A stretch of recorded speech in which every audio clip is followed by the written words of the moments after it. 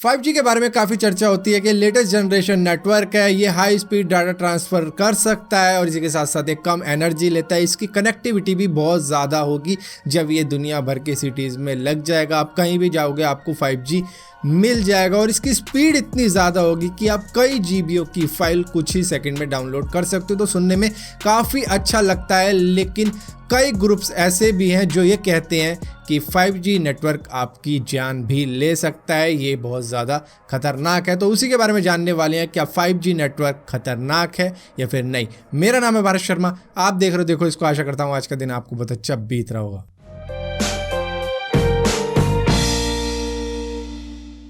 5G के ऊपर तो आज बहुत ज़्यादा चर्चा हो रही है कि इससे कैंसर हो सकता है, काफ़ी कुछ हो सकता है। लेकिन अगर आपको याद हो तो 4G और 3G के बारे में भी इसी तरीके की बातें की जा रही थी। लेकिन 5G को एक इंसिडेंट से भी जोड़ा गया था जहां पर कुछ बर्ड्स मरी थी नीदरलैंड के अंदर, जिसको कहा गया था कि ये 5G नेटवर्क की टेस्टिंग के कारण ऐसा हुआ। खैर उसके बारे में तो बात करेंगे ही, लेकिन अगर आपको याद हो वाईफाई के ऊपर भी इसी तरीके से बात की गई थी, 4G और 3G के ऊपर भी इसी तरीके से बात की गई थी, लेकिन इसको कोई प्रूव नहीं कर पाया। 2011 में वर्ल्ड हेल्थ ऑर्गेनाइजेशन ने यह कहा था कि सेलफोन रेडिएशन से ब्रेन कैंसर हो सकता है, लेकिन इसको भी कोई प्रूव नहीं कर पाया। कोई भी किसी के ब्रेन कैंसर को मोबाइल से लिंक नहीं कर पाया। और 1979 की बात करो तो इलेक्ट्रिसिटी के ऊपर भी सवाल उठ गए थे जब इलेक्ट्रिसिटी नई थी कि इससे बच्चों को कैंसर हो सकता है, खास करके उनको जो कि पावर लाइन के पास रहते हैं, जो खंभों पे से बड़े बड़े तार निकल रहे होते हैं, जो भी उनके पास में रहते हैं उनको ज़्यादा दिक्कतें हो सकती है इससे। लेकिन वहाँ से लेकर अब तक हम आज भी इलेक्ट्रिसिटी को यूज़ कर रहे हैं, किसी को कुछ हुआ नहीं। जब तक आप उसको छुओगे नहीं तब तक आपको कुछ नहीं होता। और अगर मैं बात करूं ऑस्ट्रेलिया के पहले 5G टावर की, जो कि चाइना टाउन के अंदर लगाया गया है टेलेस्ट्रा RDN बेस के अंदर, तो वहां पर इलेक्ट्रोमैग्नेटिक फील्ड रेडिएशन मीटर द्वारा ये डिटेक्ट किया गया है कि वहां पर 53 की कुछ रेडिएशन चल रही है। लेकिन मैं आपको बता दूं चेरनोबिल डिजास्टर में करीबन 6000 की रेडिएशन चल रही थी, जिसकी वजह से एक मंथ बाद ही कई लोगों की मौत हो गई थी जो भी वहां पर काम कर रहे थे। और 1000 रेडिएशन से आपको रेडिएशन सिकनेस हो सकती है, जिससे आपको नौजिया हो सकता है, लेकिन जान नहीं जाती। तो हम यहाँ पर बात कर रहे हैं 53 रेडिएशन की, तो वो इतनी ज़्यादा नहीं है कि किसी को नुकसान पहुंचाए। और इसी के साथ साथ अगर आप खुद जानना चाहते हो कि आप कितने रेडिएशन लेवल पे रहते हो, तो आप डाउनलोड कर सकते हो एक ऐप जिसकी लिंक मैंने डिस्क्रिप्शन में दे रखी है। इसका नाम है रेडिएशन डिटेक्टर, फ्री की ऐप है। डाउनलोड करने के बाद में आप अपने मोबाइल से ही जान लोगे कि रेडिएशन का लेवल क्या चल रहा है आपके घर पे या फिर आप जिस भी सिटी में रहते हो वहाँ पे। इसी के साथ साथ जो ऑस्ट्रेलिया के अंदर 5G टावर लगाया गया है वो करीबन 26 गीगाहर्ट्ज़ पे चलता है। अगर 4G की बात करोगे तो ये 800 मेगाहर्ट्ज़ से लेकर 2.6 गीगाहर्ट्ज़ तक चल सकता है, और वाईफाई की बात करोगे तो ये 2.4 से लेकर 5 गीगाहर्ट्ज़ तक चलता है। तो यहाँ पर आप कह सकते हो कि 5G करीबन 10 गुना तेज़ चल रहा है ऑस्ट्रेलिया के इस पहले टावर पर, करीबन 26 गीगाहर्ट्ज़ पर चल रहा है। लेकिन मैं आपको बता दूं कि 5G नेटवर्क 6 गीगाहर्ट्ज़ से लेकर करीबन 300 गीगाहर्ट्ज़ तक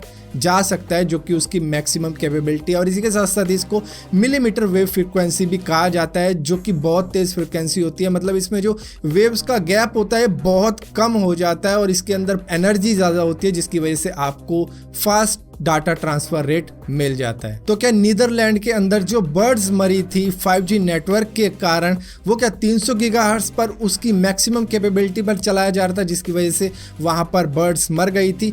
तो यहाँ पर नीदरलैंड की खुद की गवर्नमेंट ने इसके ऊपर इन्वेस्टिगेशन की थी, जहां पर यह पाया गया कि वहां पर कोई भी 5G नेटवर्क की टेस्टिंग हो ही नहीं रही थी, बल्कि वो बर्ड्स इस वजह से मरी थी क्योंकि उन्होंने कुछ पॉइजनस दाने वगैरह खा लिए थे, जिसकी वजह से उनकी डेथ हो गई थी। तो यहाँ पर 5G से इसका कोई भी लिंक नहीं था, क्योंकि वहाँ पर 5G की टेस्टिंग कभी हुई ही नहीं थी। और इसी के साथ साथ हम यहाँ पर रेडिएशन की बात कर ही रहे हैं, तो यहाँ पर रेडिएशन 2 तरीके के होते हैं, एक आयोनाइजिंग कहा जाता है, एक नॉन आयोनाइजिंग कहा जाता है। जो आयोनाइजिंग होता है वो बहुत ही ज़्यादा खतरनाक लेवल का होता है, और नॉन आयोनाइजिंग इतना ज़्यादा खतरनाक लेवल का नहीं होता। यहाँ पर जो आयोनाइजिंग होता है वो हमारे DNA मॉलिक्यूलर स्ट्रक्चर को डैमेज कर देता है, जिससे हमें कैंसर हो जाता है। लेकिन अगर आप नॉन आयोनाइजिंग की बात करोगे तो ये इतने ज़्यादा खतरनाक नहीं होता, जिसके अंदर आपका रेडियो आता है, टीवी आता है, इंफ्रारेड आता है, मोबाइल फ़ोन आता है और इसी के साथ साथ माइक्रोवेव आता है जो आपने किचन में रखा हुआ है। यहाँ पर आयोनाइजिंग की बात करें तो यहाँ पर एक्सरे आता है जो कि मिली सेकेंड का होता है, मतलब वहाँ पे इतनी ज़्यादा देर तक कोई रुकता नहीं है। वहाँ पे एक बार एक्सरे करवाया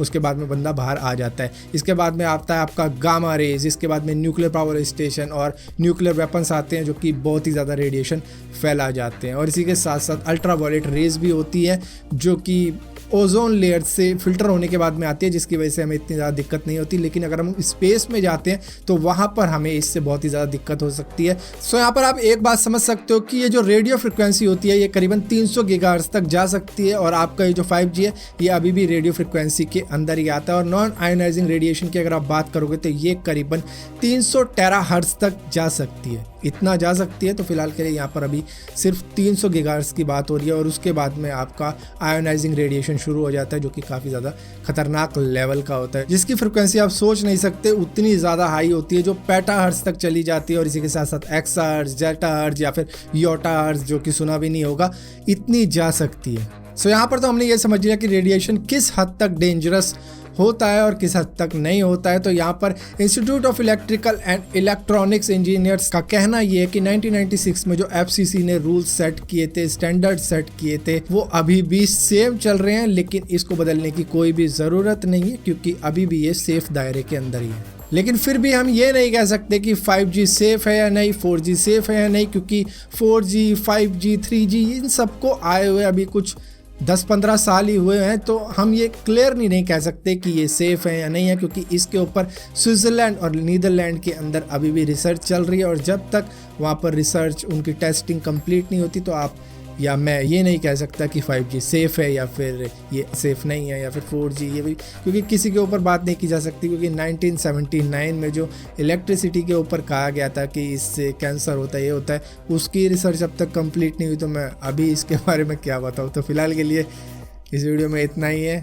जो भी आ रहा है अडॉप्ट कर लो, क्योंकि इंसानी बॉडी ऐसी होती है कि वो हर चीज़ को धीरे धीरे अडॉप्ट करना सीख जाती है। और हमारा जो इम्यून सिस्टम होता है वो भी इम्प्रूव करता चला जाता है जब उसको हम नई जगह पर लेके जाते हैं। और अगर उसमें इम्प्रूवमेंट नहीं होती तो आप कहीं भी चले जाओ, बीमारी तो आएगी ही आएगी। सो फिलहाल के लिए इस वीडियो में इतना ही था। अगर वीडियो आपको पसंद आती है तो इस वीडियो को लाइक जरूर करना, शेयर जरूर करना और इसी के साथ साथ इसी टाइप की और भी वीडियो देखने के लिए इस चैनल को सब्सक्राइब जरूर करना।